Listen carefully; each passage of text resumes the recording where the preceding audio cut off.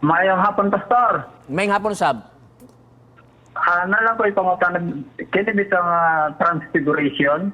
Okay, sa Marcos Kapitulo 9 o sa Mateo 16, kini- 17. Go. Ang pangutanan na ko diyan sa pag-identify sa writer, nando ka imbestiga nga si Elijah o si Moises na turping layo sa panahon sa writer o sa panahon ni Elijah o si Moises. Diyan sa to nila pag-identify. Okay. Palihog, Pastor. Na-identify na nila, kaya nga naman, nahuma naman ang event. Okay? Nahuma na ang event. O nakasaksi si Pedro, si James o si John.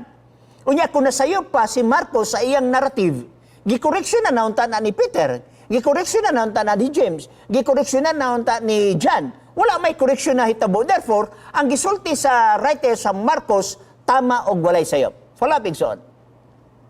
Ang ikalibgan na pa ni Pastor Batay, kung ako masayo, ang panahon ni Moises at ni Elijah, murag 2,000 anyos ni i-compare nato sa panahon sa mga writer. 2,000 kapalig ni.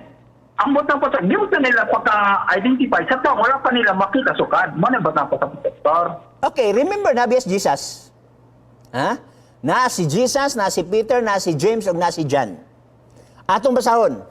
Niya dinhi, akong giabri ang imong gisgutan sa Mateo 9. Sugod ta sa gitawag og 1. Okay, nag-ingon diri, og siya miingon kanila, sapagkat tinuod magaingon ako kaniyo, diretso tas dos.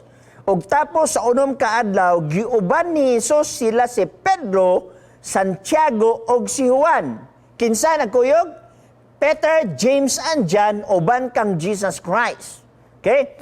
O gidala sila pagtunga sa usa ka taas nga bukid nga sila sirala didto og didto ilang atubangan na usab ang iyang panagway og ang iyang mga sapot migilak sa ilabihang kaputi nga labaw pa kaputi gumikan sa bisan unsa nga pagladlad hinuon himuon dinhi sa yuta. 4. Og kanila mitungha si Elias uban si Moises og kini sila nakigsulti kang Ginoong Hesus.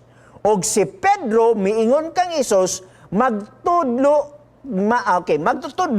maayo gayud nga ania kami dinhi magbuhat kami tulo ka payag usa alang kanimo og alang kang Moises og alang kang Elias.